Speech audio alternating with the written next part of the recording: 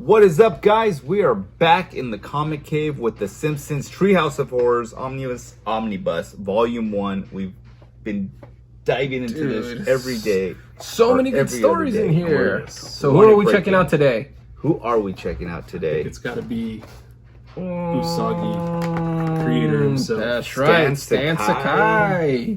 The man, the myth, the legends. Or as they know him, Stan Brainless Sakai. With Nathan, Cowardly Kane.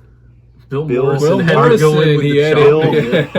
Morrison, and Matt Great Oz Groening. That's cool. As a Munchkin Wrangler. I love it. It's a Lisa story. She's been hit in the head by a baseball, and we see her getting ready to go into a town, and she's not in Springfield anymore. So as soon as I heard that. And before we continue, though, we definitely got to check out Stan Sakai's artwork, because this is it has those, that Japanese village type feel to it. Oh, if you guys have read a lot of the Usagi books, this is definitely how a lot of those buildings, so you can tell this is a Stan Sakai project. Yeah, it has those kind of textures too, those little noodly ink marks and the way he draws bushes and stuff. Like it's definitely a piece by his. It's cool. The colors really work with this. He's good. He always does great collaborations. He does. And there we got the sidekicks. Yeah, the three wise men. I don't know. But yeah, she's in apparently some kind of Oz scenario here. So runs into Flanders, Willie, and Barney. What a good panel. Right?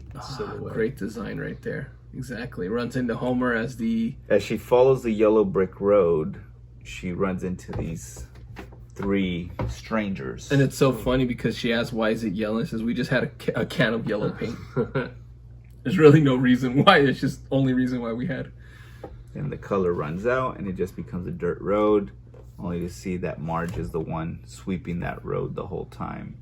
And we've got the Scarecrow, Homer, the Tin Man, Bart, and the Cowardly Lion, Marge Simpson. Would she be the Cowardly Lion, though? I guess she is in this one, but she's not really cowardly. She's just cleaning. So she's cleaning. Cleaning Lady Marge, Lady Marge, the cleaning lady. And this is brilliant. The Wizard World is so funny. His, what do you call it? Is the comic shop. Krusty Lou Studios. So we get there, we meet Krusty, but he's only an employee. We find out the wizard is behind the door, the wizard is in, and the wizard is the comic book man. Yeah. Or the comic book guy. And I like how they talked at the beginning, how if you wind up Bart, he gets into a bunch of mischief, and he's actually spray painting El Bardo as they walk in through the thing. So, I like that. So then, comic book guy's the wizard. Go on in, he says, I'll help you, but you guys got to go take care of Mr. Burns. The wicked Burns of the West. And apparently Mr. Burns believes in surveillancing everybody because he knows that they're coming, so he sends out his flying Smithers. Smithers! Master Burns! Yeah, they think they're safe, they're coming along, yada, yada, yada. He's spray painting some more, and then all of a sudden she gets swooped up and taken. And then, of course, you got Jimbo Jones and... How about that, though? Yojimbo. Oh, got that? Yes. Love it. I like that. Dang, good eye, my guy. You got Nelson and Jimbo, because of course they got to be the guards. So easily he gets this sucker. Really good guards, man. Right. Glad they were there. Then Marge takes care of them on the head. They head up. They throw. He sets Homer on fire. Yeah, they think it's water. Turns out he's melting. They're like, why does he melt when he has water on? It's actually corrosive acid, you fools. From the nuclear power plant runoff. Right.